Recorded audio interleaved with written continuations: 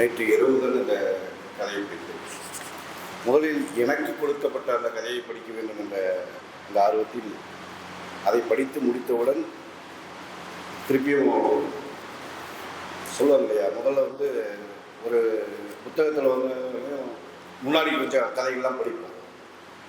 அப்புறம் இந்த கதைகள் அந்த கடைசி கிளைமாக்ஸ் என்னவா இருக்கும் அப்படின்னு சொல்லிட்டு கொஞ்சம் கிளைமாக்ஸ் போய் பார்த்துடலான்னு ஒரு 2 பக்கத்தை பார்த்துட்டு வருவோம். நமக்கு ஓர்ப்பான ஒரு விஷயம் கடைசியில் இருக்குதா இல்லையா அப்படின்னு தெரிஞ்சுக்கிட்டு திருப்பி முதல்ல வருவோம். அது மாதிரி எனக்கு கொடுக்கப்பட்ட கதையை கடைசி தான். அதை முழுமையாக படிச்சுட்டு திருப்பி முதல்ல வந்தேன். ராமாவும் உமாவும் நிச்சயமாக இந்த 2ஐயும் படிச்சுட்டு அதுக்கடுத்து நான் படிக்கல, அப்படியே வச்சுட்டேன். ஏன்னா படிக்க முடியவில்லை, அதுக்கப்புறம் படிக்க முடியல. இந்த கதையை பொறுத்தளவிற்கு அவர்கள் வீட்டு கதவு இது ஒரு நாடக வடிவம், முழுமையாக ஒரு நாடக வடிவத்தில் இந்த கதையை சொல்லியிருக்கிறார். மொத்தம் ஒரு 3 கதாபாத்திரங்கள், அப்புறம் ஐயா 1, 2 யாருக்குமே எந்த பெயரும் இல்லை. அந்த கதையில் இருக்கின்ற யாருக்கும் எந்த பெயரும் இல்லை. 1, 2, 3 மற்றும் ஐயா. இப்படி ஒரு மேடை, அதில் திரை விழுகிறது, கதை ஆரம்பிக்கும். நிச்சயமாக தோழர் பாரதிவாசன் அவர்கள் அந்த கதையை படித்து நம் குழுவில் பேசி இதை ஒரு நாடகமாக, நல்ல எளிமையான ஒரு நாடகமாக போடக்கூடிய, அதுவும் தமிழகம் முழுவதும் யார் யாருக்கெல்லாம் இந்த வாய்ப்பு இருக்கிறதோ, நம்ம சமீபமாக பார்த்தோம் இல்லையா, நாடகம் திரைக்கலைஞர் ரோஹிணி அவர்கள் தமிழ்நாடு, அந்த மாதிரி அதில் கூட நிறையா பேர் வச்சுட்டு ஒரு கதையை, இயற்கை சார்ந்த அதில் இருக்கிற சனாதன விஷயம் இது எல்லாத்தையும் சொன்னாங்க. ஆனால் இந்த கதையில், இந்த நாடகத்தை பொறுத்தவதற்கு ஒரு 4 பேர் இருந்தாலும் போதும், வெறும் 4 பேர் போதும். வீதிகளில் நடத்தலாம் அல்லது மேடைகளில் நடத்தலாம். அப்படியான ஒரு அற்புதமான ஒரு செய்தி சொல்லக்கூடிய ஒரு நாடகம். இந்த நாடகம் தொடங்கும் பொழுது, ஏன்னா முழு கதையும் நாடகத்தையும் இங்கே சொல்லிட்டோம்னா இந்த புத்தகம் படிக்கிற அந்த வாசிப்பு அனுபவம் என்பது உங்களுக்கு அது இல்லாமல் போய்விடலாம். அது உங்களுக்கு மிகப்பெரிய ஒரு நஷ்டமாகவும் இருக்கும் என்று நினைக்கிறேன். நிச்சயமாக இந்த புத்தகத்தை வாங்கி படிக்க வேண்டும். முதல் கதையிலிருந்து கடைசியாக நான் சொல்லக்கூடிய கதை வரைக்கும் நீங்கள் இதை படித்து அதை அனுபவிக்க வேண்டும். நான் ரொம்ப ஆச்சரியமாக ஒரு விஷயத்தை பார்த்ததெல்லாம் படித்ததுக்கப்புறம் பார்த்தேன். அதில் முக்கியமாக இன்னொன்று சொல்கிறாங்க, இந்த உமாவும் ராமாவும் இந்த கதையில் எழுத்தாளர் பேசுகிற அந்த செய்தியில் ஒரு விஷயம் இருக்குது. இதில் உமாவும் ராமாவும் கேட்குறாங்க, ஏன் தமிழில் முடியாதா, அதாவது அதுவும் குஜராத்தில் தான் சொல்ல முடியுமா அப்படின்னு சொல்லிட்டு ஒன்று சொல்கிறாங்க.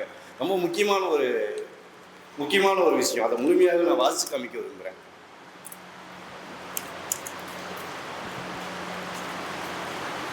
ஏன் தமிழில் முடியாதா அல்லது குஜராத்திலிருந்து தான் முடியாதா?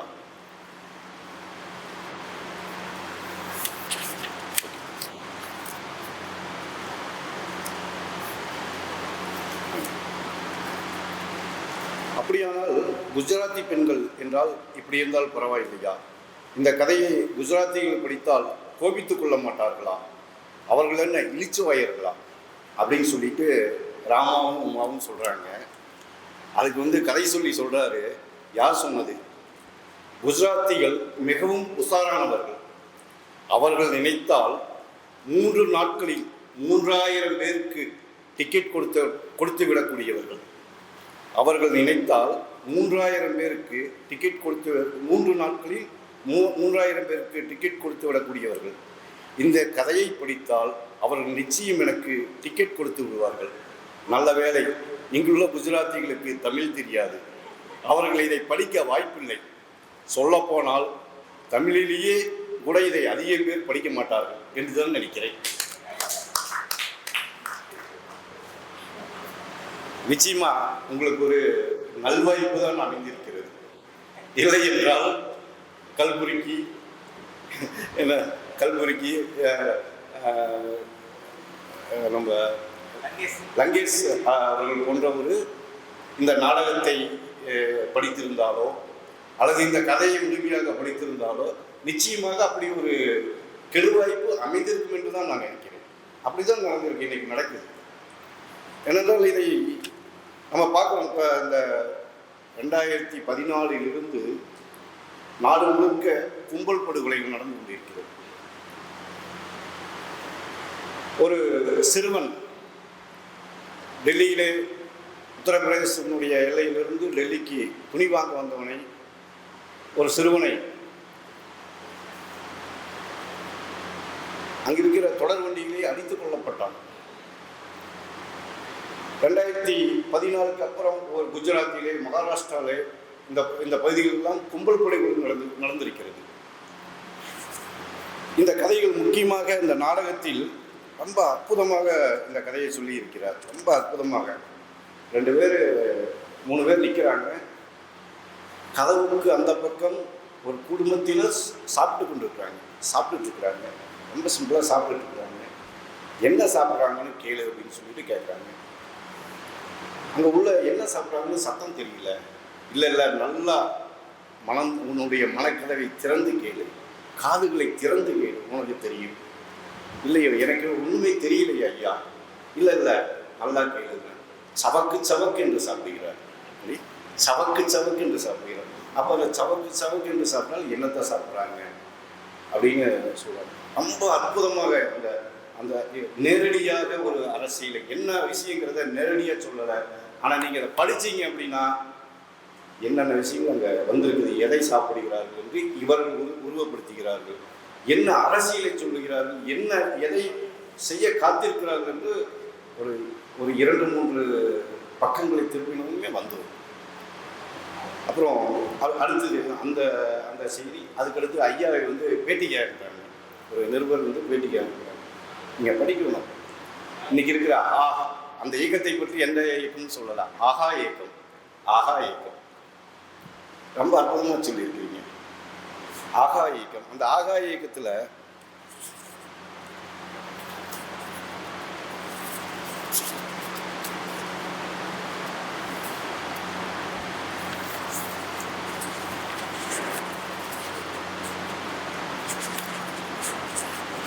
ரொம்ப முக்கியமாக சொல்கிறாங்க. அவர்கள் யாருன்னு சொல்லவில்லை, அவர்கள்ன்ற ஒரு பதத்தை நம்ம சொல்கிறாரு. அவர்கள் தான். ஒருபோதும் அவர்கள் நம்மவர்கள் ஆகிவிட மாட்டார்கள். அவர்கள் என்றாலே தொல்லைதான். நான் ஏற்கனவே சொன்னது போல காலங்காலமாக இப்படி தான் நடந்து வருகிறது.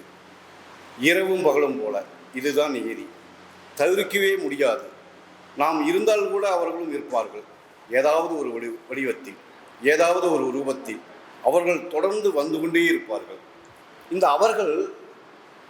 அவர்களை என்னவாக சொல்கிறாங்க? இந்த அவர்கள் இப்போ மட்டும் இல்லை, வேத காலத்தில் இருக்கிறாங்க, வேற காலத்தில் வேற மாதிரி இருக்கிறாங்க, இந்த காலத்தில் அவர்கள் இன்னொரு வடிவத்தில் இருக்காங்க. ரொம்ப அற்புதமாக சொல்லியிருக்காங்க. அந்த அவர்கள் என்பது எப்பவுமே அவர்கள் என்பவர்கள் எப்பொழுதுமே அவர்களுக்கு அச்சமூட்டக்கூடியவர்களாக இருக்கிறாங்க.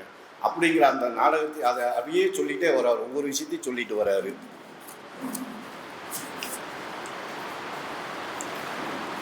அப்புறம் நிருபர்கள் ஒரு நேர்காணல் அந்த ஐயாவை இந்த கதாபாத்திரத்தில் ரொம்ப முக்கியமாக அந்த ஐயா, இந்த 3 பேர் இருப்பாங்க. 1, 2, 3. அந்த 3ஆவது நபர் எப்பவுமே 2 நபர்கள் ஐயா சொல்வதை அப்படியே ஏற்றுக்கொள்வார். 2 நபர்கள் ஐயா சொல்கிறத அப்படியே நீங்கள் சொல்கிறதா சரின்னு. 3ஆவது நபர் எப்பவுமே ஒரு சந்தேகத்தை, ஒரு கேள்வியை எழுப்பி கொண்டே இருப்பார். அப்போ சொல்வார், நீ இத்தனை நாளாக ஆகா இயக்கத்தில் இருந்தும் சொல்கிறதே உன்னால் புரிஞ்சு கொள்ள முடியல, நீ எப்பவுமே இந்த ஆகா இயக்கத்துக்கு எதிரானவன் தான் அப்படின்னு சொல்கிறார். அதுக்கடுத்தது தன்னை ஒரு சாத்தியமான ஆட்களாக, சமாதானத்துக்குரியவர்களாக ஐயா தன்னை காமிச்சுக்கிட்டே இருப்பார். அடுத்த நிமிஷம் என்ன பண்ணுவார், ஐயா நான் என்ன சொல்ல வர்றேன்னு உனக்கு புரியவே மாட்டேங்குது, நீ என்ன செய்யணுங்கிறது உனக்கு இன்னுமே புரிய மாட்டேங்குது. அந்த தூண்டி விடுவது அதுக்கான ரொம்ப மெல்லிய இன்னைக்கு அப்படிதான் நடந்துட்டு இருக்குது. அடிக்காதீங்கன்னு சொல்லிட்டு அடிக்க சொல்ற அந்த இந்த நாடு சமாதானத்தை விரும்புகிறது, இந்த தேசம் சமாதானத்தை நோக்கி போய்கொண்டிருக்கிறது, நாம் எல்லாம் சகோதரர்களாக வாழ்வோம் அப்படியே சொல்லிகிட்டே இருப்பாங்க, பேசிகிட்டே இருப்பாங்க. ஆனால் இன்னொரு பக்கம் இந்த நாட்டில் என்ன நடக்கும்? கிறிஸ்துமஸ் அன்னைக்கு ஒரு பெரிய ஒரு வணிக வளாகத்தின் முன்னாடி இருக்கிற பெரிய அந்த கிறிஸ்துமஸ் தாத்தாவிலேருந்து எல்லாத்தையும் அடித்து எல்லாம் நொறுக்கிவிடுவாங்க. ஆனால் கேட்டால் அப்படி ஒரு சம்பவமே நடக்கலை, நாங்கள் சமாதானத்தையும் சகவாழ்வையும் விரும்புகிறோம் என்று இந்த நாட்டில் ஒரு பக்கம் சொல்லுவாங்க. ஒரு பக்கம் அடிக்காதீங்கன்னு சொல்லிட்டு இருப்பாங்க. இன்னொரு பக்கம் என்னவா நடந்திருக்கு? இந்த கும்பல் படுகொலைகள் ரொம்ப முக்கியமாக இந்த அப்படியே சொல்லிட்டு வர இந்த கதையினுடைய மைய கருத்து என்னென்னா, 2014க்கு பிறகு மகாராஷ்டிராவில் குஜராத் நாசிக்கில் பல்வேறு பகுதிகளில் நடந்த மாட்டுக்கறி வைத்திருந்தார்கள் என்ற சந்தேகத்தின் அடிப்படையில் அடித்துக் கொள்ளப்பட்ட ஒரே நேரத்தில் 2 பேர் அடித்துக் கொள்ளப்பட்டார்கள். மாட்டுக்கறி வச்சுருந்தாங்கன்னு சொல்லிட்டு 2 பேர் அடித்துக் கொள்ளப்பட்டார்கள். அதே மாதிரி ஒரு வீட்டில் மாட்டுக்கறி வச்சுருக்காங்கன்னு சொல்லிட்டு உள்ள ஒரு கும்பல் என்ன பண்ணுது, சமைச்சிட்ருக்காங்கன்னு சொல்லிட்டு உள்ள அடித்து எல்லாம் உடைச்சி இது பண்ணுறாங்க. மிக கடுமையாக தாக்கப்பட்டார்கள். அப்புறம் அதை எடுத்துகிட்டு டெஸ்ட் பண்ணி பார்க்குறப்போ அது மாட்டுக்கறியே அல்ல, சாதாரண ஆட்டுக்கறியில் வச்சு சமைச்சிருக்காங்க. இன்றைக்கி ஒருவரை சொல்லுவாங்க இல்லையா, ஒருவரை கொல்வதற்கு அல்லது ஒரு நாயை கொல்றதுக்கு அதுக்கு மசம் பிடிச்சிருச்சுன்னு சொன்னால் போதும். அதை ஒருத்தர் மட்டும் இல்லை, பல பேர் அதை திருப்பி சொன்னால் போதும். அந்த மாதிரி இன்றைக்கி அவர்கள் என்றால் இப்படித்தான், அவர்கள் என்றால் மாட்டுக்கறி சாப்பிடுவது. நீங்கள் நல்ல வேலை தமிழகத்தில் இந்த ஊர்லாம் அப்படிலாம் வரலைங்கள, மாட்டுக்கறி ரொம்ப விரும்பி சாப்பிட்றவர்களாக எல்லாருமே இருக்காங்க. போன ரம்ஜானுக்கு முன்னாடி ரம்ஜானில் கிட்டத்தட்ட 8-10 டன் பிரியாணி இங்கே விற்றுதுன்னு சன் டிவி செய்தி வந்துச்சு. அதில் பெரும்பான்மையாக என்ன வந்துருமா, மாட்டுக்கறி பிரியாணி தான். இந்த துரதிருஷ்டமான ஒரு சம்பவங்கள் இங்கே தமிழகத்தில் இல்லை. நீங்கள் வட மாநிலங்களில் மிக மோசமான மாட்டுக்கறியின் பெயரால் ஒவ்வொரு வகையிலும் அவர்களை தொடர்ச்சியாக ஒழுக்குவது என்பதை இந்த கதை எந்த காலகட்டத்தில் ஐயா எழுதினார்னு தெரியல. உண்மையாலுமே ஜானகி சொன்ன மாதிரி அவர் கையை பிடித்து நிச்சயமாக முத்தமிடக்கூடிய ஒரு அற்புதமான ஒரு எழுத்துக்கு சொந்தக்காரராக இருக்கிற இந்த கதையினுடைய காலகட்டம் எப்பொழுதுன்னு தெரியல. ஆனால் நிச்சயமாக இந்த கதை என்பதும் அதற்கு முந்தைய பல்வேறு விஷயங்களும் காலத்தால் நின்று பேசும். இது தேவையான ஒன்று. எனக்கு இதில் ஒரே ஒரு முரண்பாடான ஒரு விஷயம் இருக்குது. அதாவது அவர்கள் சிறுபான்மையினர் சொல்கிறாங்க. அதை நல்ல ஒரு விஷயத்தை சொல்கிறாரு கடைசியாக.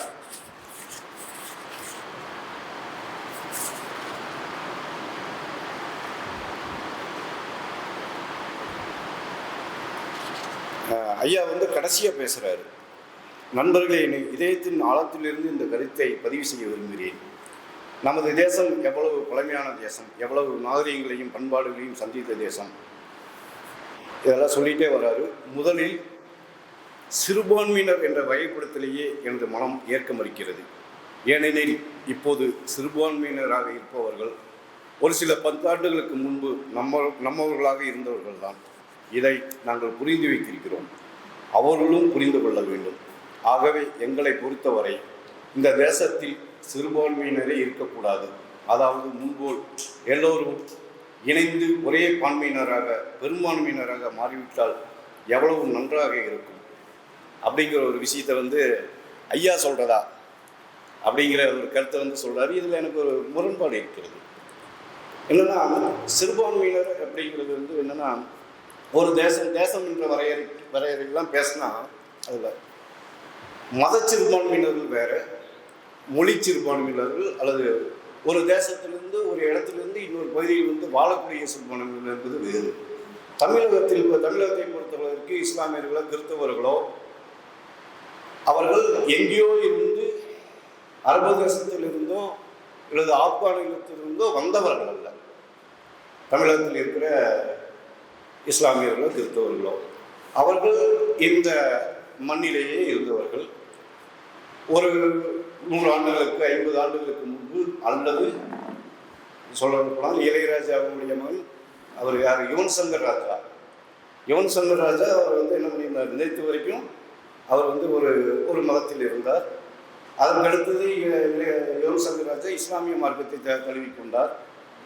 அவர் ஒரு மார்க்க சிறுபான்மையினர். இந்த இந்த மண்ணில் தமிழகத்திலோ தமிழகத்தை பொறுத்தளவுக்கு இஸ்லாம் என்பது ஒரு மார்க்க சிறுபான்மையினராக இருக்கலாம். 2% 3% என்ற மார்க்க அளவில் அவர்கள் கடைபிடிக்கக்கூடிய மார்க்கம் அல்லது மதத்தை கொண்டு அவர்கள் சிறுபான்மையினராக இருக்கலாம். ஆனால் தேசிய அடிப்படையில் எப்படி வந்து அவர்கள் சிறுபான்மையினராக இருக்க முடியும்? அது நிச்சயமாக, ஏன்னா இந்த குரல் வந்து அவர்களுடைய குரலாக நீங்கள் ஒலிக்க வைக்கிறீங்க. அதில் எனக்கு மாற்று கருத்து இருக்கிறது. நிச்சயமாக இங்கே இருக்கின்ற இஸ்லாமியர்களோ கிறிஸ்தவர்களோ எங்கேயோ இருந்து வந்தவர்கள் இல்லை. இந்த தேசிய இனத்தினுடைய பெரும்பான்மையான ஒரு அங்கம் என்பதுதான் என்னுடைய கருத்து, என்னுடைய நிலைப்பாடு. இந்த ஒரு விஷயத்தில் மட்டும்தான் எனக்கு வந்து ஒரு சின்ன முரண்பாடு இருக்கிறது. இது ஐயா வந்து அவர்களுடைய பொருளாக வந்து வெளிப்படுத்தியது எனக்கு ஒரு சிறு வருத்தமும் முரண்பாடும் இருக்கிறது. மற்றபடி இந்த கதை, அதற்கு முந்தைய கதைகள், இது அனைத்தும் இந்த புத்தகம், இந்த நாடகம் அனைத்தும் வந்து ஒவ்வொரு ஊர்களிலும் வீதி வீதியாகவும் எல்லாத்தையும் மக்களிடம் கொண்டு சேர்க்கக்கூடிய ஒரு நாடகம் அல்லது கதை. இந்த புத்தகத்தை கொண்டு சேர்க்க வேண்டும். ஐயா அதை கொண்டாடுறதில்ல, இதுவரைக்கும் கொண்டாடப்படவில்லை அப்படிங்கிறதுல ஐயா வந்து ஒரு நிச்சயமாக ஒரு மக்கள் எழுத்தாளராக இருக்கிறார். காலம் கடந்தேனும் அவரை குறித்து நாம் இன்னும் அதிகமாக பேச வேண்டும். இன்னும் இந்த ஒரு பதியம் வந்து நம்ம கூடி பேசலாம். இன்னும் இருக்கிற புத்தகங்கள் அல்லது கதைகளை குறித்து இன்னும் விரிவான ஒரு நிகழ்வை ஏற்பாடு செய்து பெரிய நிகழ்வாக ஒரு நாம் ஒரு பெரிய சிறப்பு நிகழ்வு நடத்துவோம் இல்லையா, அந்த மாதிரி ஒரு சிறப்பு நிகழ்வை நடத்தி ஐயா திலீப் குமார் அவர்களை நாம் கொண்டாடுவோம். அவனுடைய கதைகளுக்காகவும் அவனுடைய சிந்தனைகளுக்காகவும் இதை மக்கள் பயன்படுத்த வேண்டும் என்ற அடிப்படையில் அவரை கொண்டாடுவோம் என சொல்லி வாய்ப்புக்கு நன்றி கூறி விடைபெறுகிறேன். நன்றி.